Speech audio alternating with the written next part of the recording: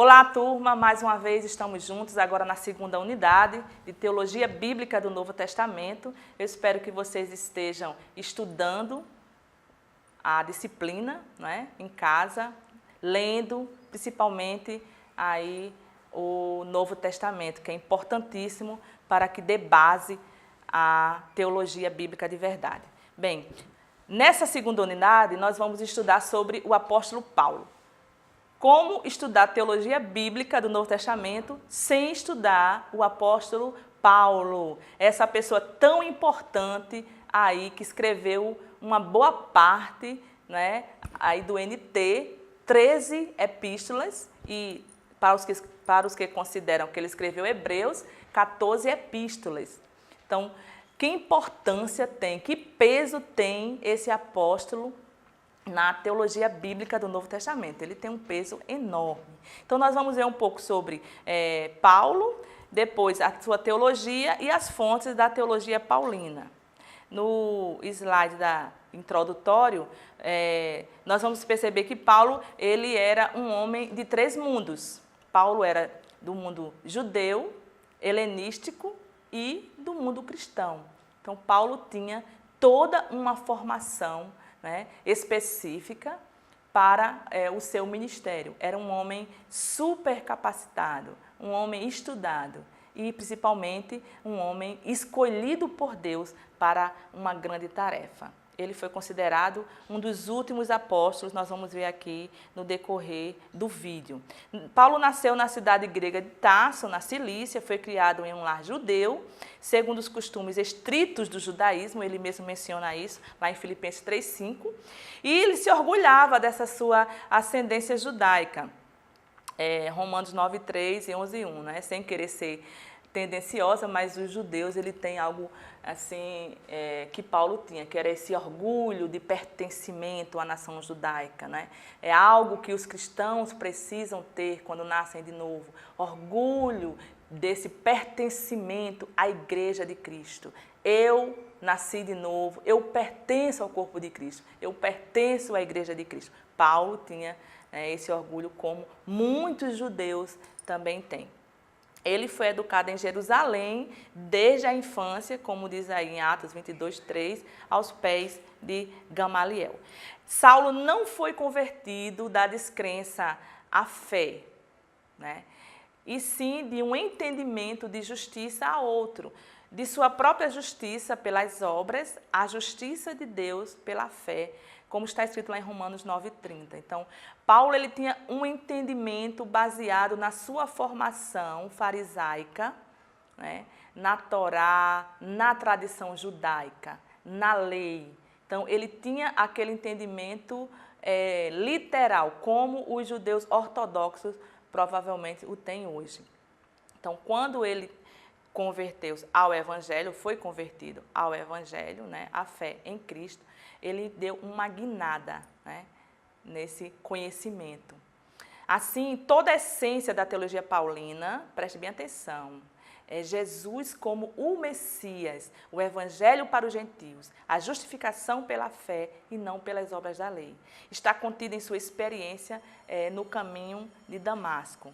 Foi algo tão importante para ele que, se você estiver lendo o livro de Atos, você vai perceber que ele conta essa história por mais ou menos 3 vezes, se eu não me engano. Então, devido a essa experiência no caminho de Damasco, Paulo passou a ver agora as coisas numa perspectiva diferente, na cosmovisão divina, na cosmovisão da revelação, na cosmovisão do Cristo ressurreto, né? Ele não mais via as coisas do ponto de vista humano, como está aí no slide, né, no original, katasarka, que quer dizer segundo a carne. Ele agora sabia que Jesus é o Messias, o Filho de Deus, que inaugurou uma nova era, que requeria de Paulo uma nova atitude para com as pessoas. Vocês imaginem, né, um judeu tão ferrenho como Paulo, né, separatista, porque esses judeus ferrenhos são separatistas, começa a pregar que não há mais barreira de separação entre homem e mulher, entre judeu e grego, né, entre bárbaro e cita. Veja que transformação aconteceu com esse homem, né? Ele mudou a sua vida, ele mudou a sua visão, ele mudou o seu pensamento, né? Metanoia, mudança de mente. Ele não as via mais como judeus e gregos, escravos e livres, como eu falei. Essas distinções, embora reais, não mais interessavam. Todos eles são homens amados por Deus, por quem Cristo morreu, a quem ele tem que levar as boas novas da novidade de vida em Cristo. E a teologia paulina, né? Qual é o centro do pensamento paulino? O centro do pensamento paulino é a realização da nova era de redenção por meio da obra de Cristo. Então, a mensagem do apóstolo Paulo, em todas as suas 13 cartas ou 14 epístolas, é cristológica, puramente cristológica, né? Lá na carta aos Coríntios, ele diz que quando foi falar do evangelho entre os coríntios, ele se propôs a pregar Cristo e este crucificado. Então, Paulo, ele não fugia da sua mensagem. Muitos colocam como a justificação em Cristo, pela fé, como a centralidade da teologia paulina. Mas, de fato, a centralidade da sua teologia encontra-se na obra de Cristo, a obra redentora de Cristo. O tema básico do querigma de todo o Novo Testamento é o cumprimento da redenção histórica, que começou com a vinda de Cristo. A teologia de Paulo é a exposição dos novos fatos redentores. A característica comum em todas as suas ideias teológicas é o seu relacionamento com o ato histórico de Deus da salvação em Cristo. Extra Cristo nulla salus. Sem Cristo não há salvação. Fora de Cristo não há salvação. Está aí o âmago, né, da teologia paulina. Logo, a mensagem de Paulo é tanto de uma escatologia realizada como de uma escatologia futura. A teologia de Paulo não era um sistema abstrato, teórico, especulativo, né? Mas uma interpretação do significado da pessoa e da obra de Cristo em sua importância prática. Isso é importantíssimo para a vida cristã, tanto individual como coletivamente. Quando ele escreveu ao jovem Timóteo, naquela epístola pastoral, ele frisa bem: exercita-te na piedade. E antes ele ainda diz: olha, Timóteo, o exercício corporal para pouco é proveitoso. Exercita-te na piedade. Então, Paulo tinha esse viés da vivência cristã, da prática cristã. Então, a sua teologia não era só uma teologia correta, né? Na crença correta, ortodoxa, mas era na linha da ortopraxia, na prática correta, na vivência cristã. Então, em todas as epístolas paulinas, nós podemos perceber esse viés, né, da teologia prática, da teologia que perpassa pela piedade, pela oração, pelo amar um ao outro, pelo cuidar um do outro. Mas quem era esse apóstolo Paulo, né? De onde vinha essa autoridade que ele tanto defendia em suas epístolas? A gente percebe aqui em Atos 9, 15, 16, 26, 16 a 18, que o senso de autoridade de Paulo foi-lhe conferido como apóstolo pelo Senhor. Na visão que ele teve do Senhor, no seu chamado, o Senhor disse: mas levanta-te e põe-te sobre os teus pés, porque te apareci por isto, para te pôr por ministro, hiperetes, e testemunha, martírion, tanto das coisas que tem visto, como daquelas pelas quais te aparecerei ainda. Então, a chamada de Paulo foi específica. Ele foi chamado para ser ministro, que quer dizer servo, né? E testemunha, que quer dizer Marte. E interessante que no grego koiné existem, no mínimo, 7 palavras para servo.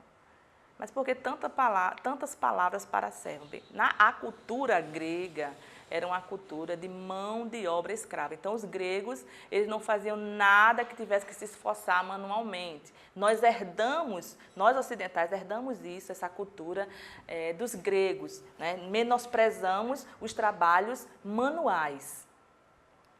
E os gregos tinham vários tipos de servo. Existia o doulos, que era o servo escravo, né? O diáconos, que era um tipo de garçom, e esse servo aqui, o rio Peretés, né, que era considerado um ministro. As qualificações primárias de um apóstolo eram que fossem testemunho ocular da ressurreição e que recebessem uma chamada distinta e uma incumbência do Senhor ressurreto, que foi o que o apóstolo Paulo recebeu naquela visão, né? E qual era a função do apóstolo? O apóstolo ele tinha a função de ser um delegado de Cristo ressurreto, um representante de sua autoridade. Esse nome representante autorizado, do hebraico, né, Selurim, significa uma pessoa que representa uma outra pessoa ou um grupo de pessoas, né?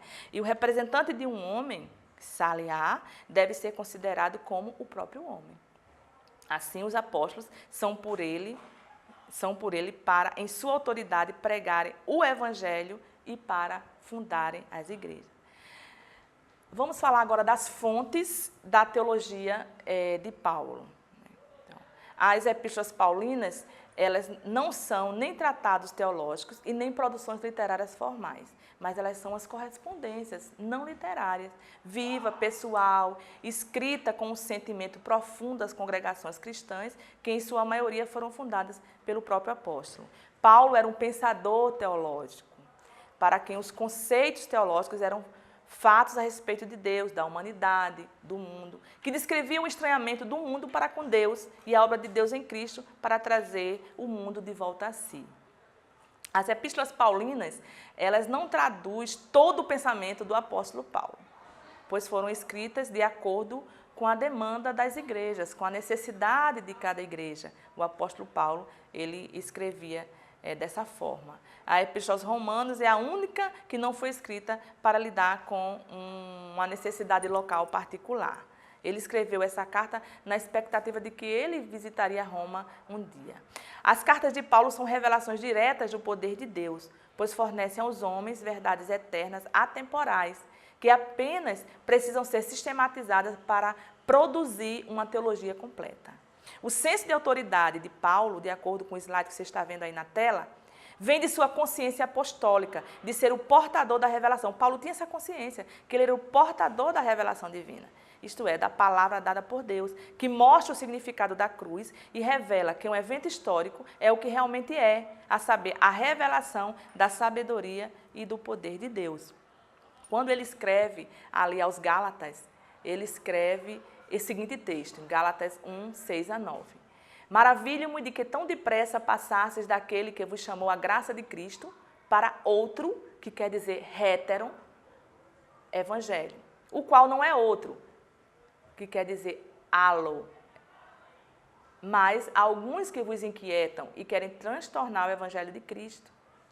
Existem duas palavras para outro no grego koiné, que é hétero, que significa outro diferente, e halo, que quer dizer outro, o mesmo, da mesma espécie, da mesma essência.